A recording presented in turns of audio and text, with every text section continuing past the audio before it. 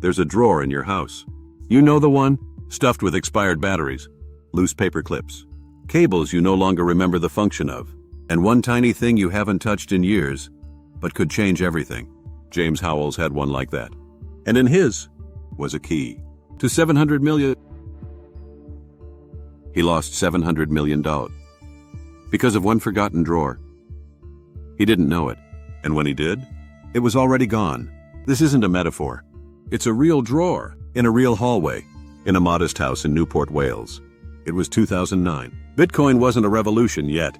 It was an idea passed between nerds, a line of code with no price tag, a rebellion against the system. James was curious, tech-savvy, tinkering with new ideas. He downloaded the software, started mining on his Dell laptop. The fan screamed day and night. Heat poured out of the keyboard. The thing nearly melted itself, but every few hours, a line of text confirmed another reward. Another 50 BTC, another 50. By the end of the month, he had about 8,000 bitcoins. Back then, it was like mining gold in Minecraft. Interesting, but pointless. He copied the wallet DAT file onto a hard drive. Not the cloud. Not backed up. Just one lonely drive. Weeks passed. Then a spill. Lemonade. It fried the motherboard. James dismantled the machine, salvaged what he could, labeled the drive, dropped it in the drawer, and forgot it. Years passed. He got married, had kids, built a smart home with sensors and switches. He programmed lights to turn on at 6:37 every morning, because his son liked waking up to blue. The hard drive sat beneath layers of domestic clutter, forgotten, until one day. James is in a cafe, sipping coffee, scrolling news. Bitcoin hits 1,000ers. He freezes. He does the math. 8,000 or 1,000. $8 million. He chokes on his breath, runs home, rips open drawers. Gone. He tears through the kitchen, the basement, the attic. Nothing.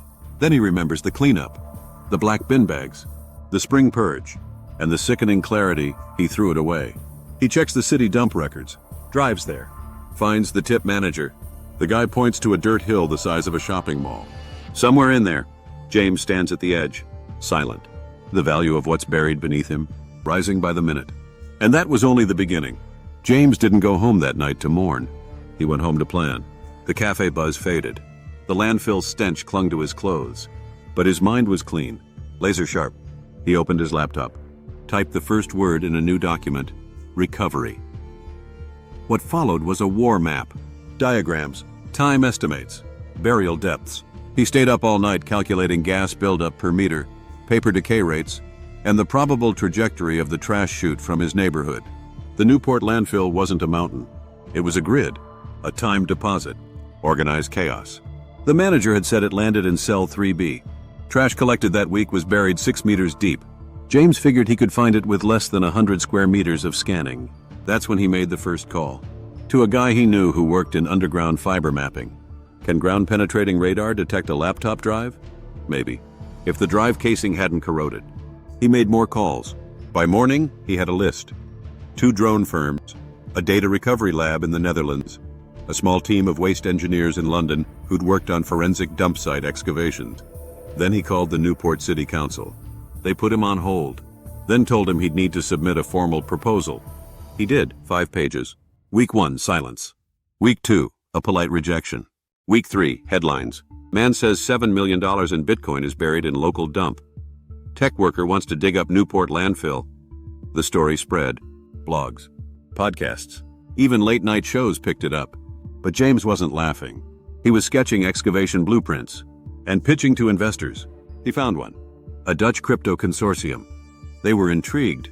He promised them 30% of the recovered assets if they funded a safe, media-friendly excavation.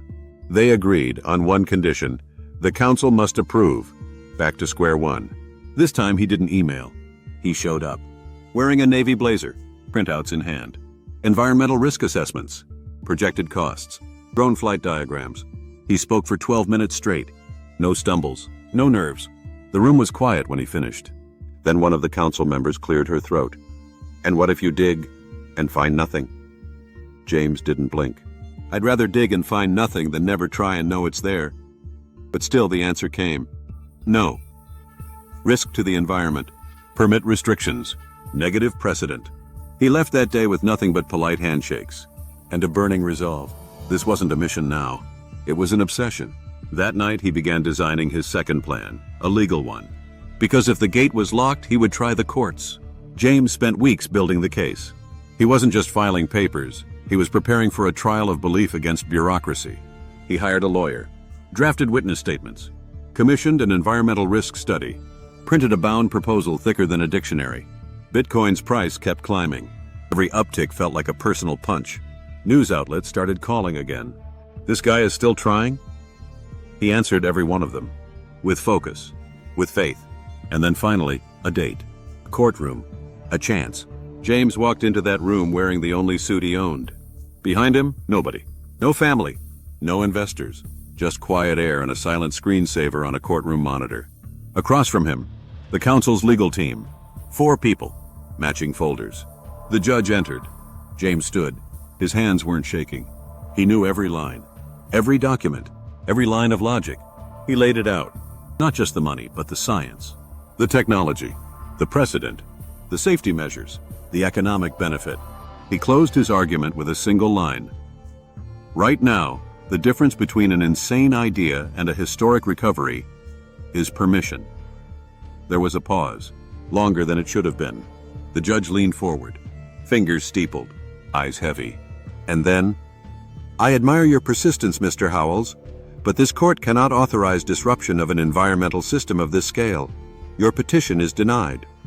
Just like that. The words didn't echo in the room, but they echoed in James's head for days, weeks. He walked out without a word, down the courthouse steps, past reporters, past headlines that were already being written. He got in his car, put the key in the ignition, didn't turn it, just sat, staring at the steering wheel. 8,000 bitcoins, locked in the dark, and now legally unreachable. The next day, the headlines read, "Final denial, James Howells can't dig up 700 pound Bitcoin." Some called him a tragic figure. Others called him a fool. But James? He didn't call himself anything. He just went home and slept for the first time in months. Not peacefully, but at least without a next step. James doesn't talk about it much anymore. Not because he's ashamed, not even because he's tired, but because the world already wrote the ending, and he's still living with the middle. He walks past the landfill sometimes, doesn't stop, doesn't look long, just enough to remember that it's real, that it happened, that somewhere down there, under decades of other people's throwaways, a piece of him is still buried. Bitcoin kept climbing, past 20,000, 40,000, even touching $60,000. People messaged him, "Imagine if you had it now," as if he doesn't. He always has it, in his head, in his chest. Every price chart is a pulse, every dip a hope, every rise a cut. He's not angry, not anymore. Anger was loud. This is something else. He calls it the echo. It's not just about what was lost. It's about what never got to be. No house by the sea, no fun for the kids, no early retirement, no anonymous donation to his favorite charity. Just a drawer and a ghost. Some nights he dreams of finding it. He digs. He opens the casing. The data glows like gold. Then he wakes up. The silence is heavier than the dream, but not always bad, because in that silence he's learned something. You don't need to recover what you've lost to recover who you are. Now James writes. He lectures about failure, about digital fragility, about the weight of a single decision. He's become a speaker, not about Bitcoin, but about what it means to lose something you didn't know was valuable until it was gone. Audiences lean in. Some laugh, some cry. Most just listen. He tells them, "We all have a drawer, a choice we made without thinking, a thing we threw away before we realized what it meant." And then he adds, "If you're lucky, it's just a drawer. But if you're really lucky, it becomes a mirror." James doesn't dig anymore, but he doesn't have to, because the story lives on. And the echo? It teaches louder than the noise ever could.